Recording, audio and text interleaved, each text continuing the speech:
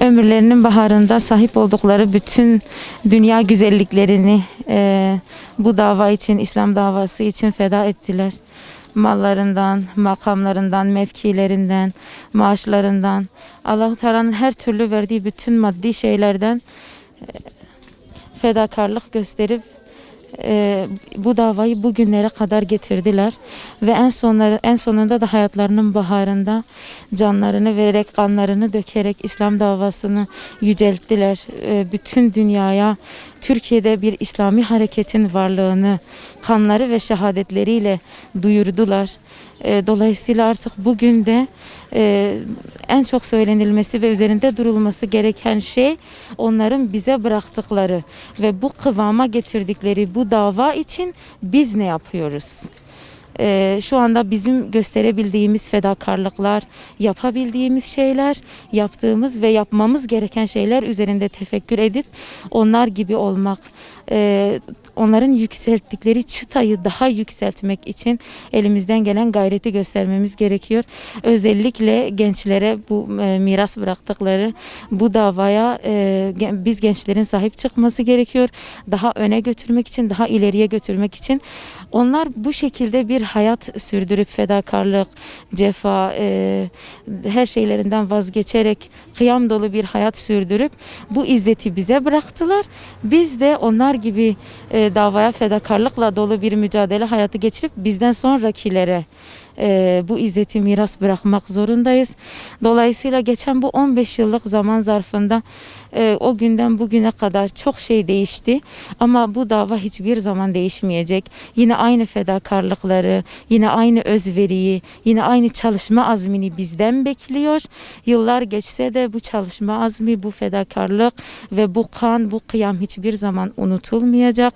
Her zaman bizim hayatımızın ekseninde bu dava için daha fazla ne yapabilirim hedefi vardır elhamdülillah ve bütün bu zamanın gençlerinden de şehitlerin beklentileri, bu davanın beklentileri budur.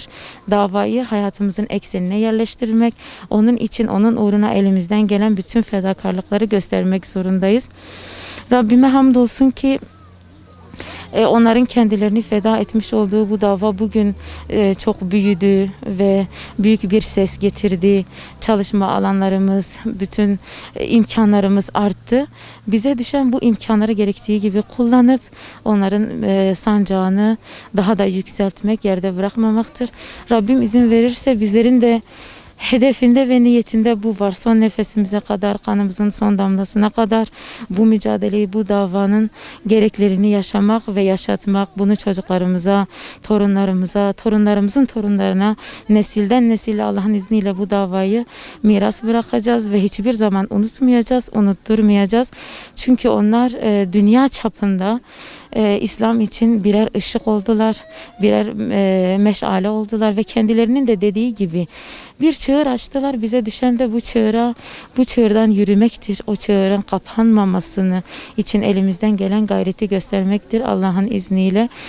Kendi kişilikleri açısından da mesela babam gerçekten de hanımların, özellikle genç kızların kendilerini yetiştirmeleri, eğitmeleri ve İslami alanda, sahada olmaları, çalışmaları, her türlü yeteneğe ve kabiliyete sahip olup o yetenek ve kabiliyetleri İslam davası hizmetinde kullanmaları noktasında kendileri çok hassastı. Bu konuda bizleri çok teşvik ediyordu.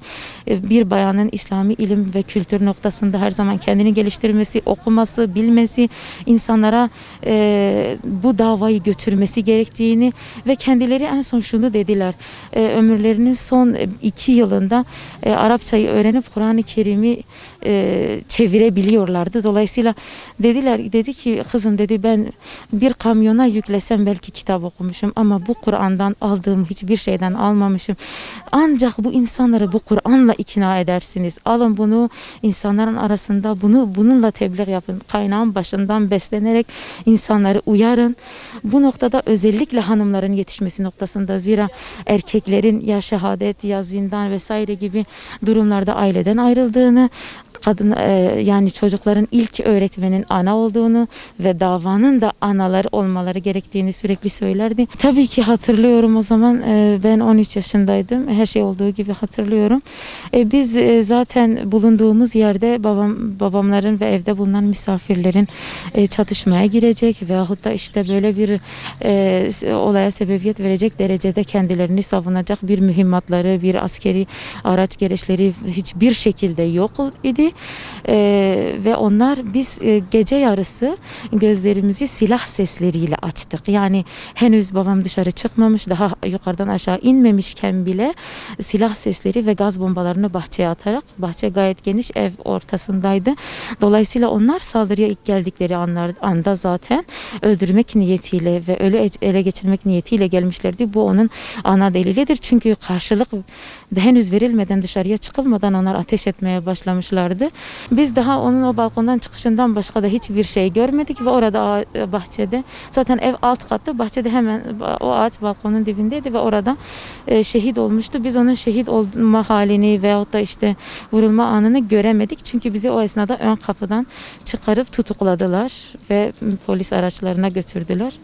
Yani tabii ki niyet gerçekten de bir gasptı ve sadece evde kadın ve çocukların bulunduğu ve nefsi müdafaanın bile yapılabileceği bir mühimmat bulunmadığı halde böyle bir saldırı, böyle bir geliş tabii ki de gerçekten öldürme kastıyla gelinmişti yani. O dar günlerden sonra bu günleri de bizlere gösterdiği Allah-u Teala gerçekten onlara zulmedenleri, o müstekbirleri kendi eliyle, kendi kudretiyle alaşağı ediverdi bugün. Bunun dışında bizler de Allah'ın kudretine gönülden inanıyoruz ve Rabbimiz Teala'nın bu davanın sahibi olan Allah olduğunu biliyoruz ve bu davayı da bizler nasıl onlar bununla müşerref olup aziz oldularsa Rabbimizden temennimiz biz de bu davanın hizmetiyle ve bu uğurda ölmekle inşallah aziz ve müşerref oluruz.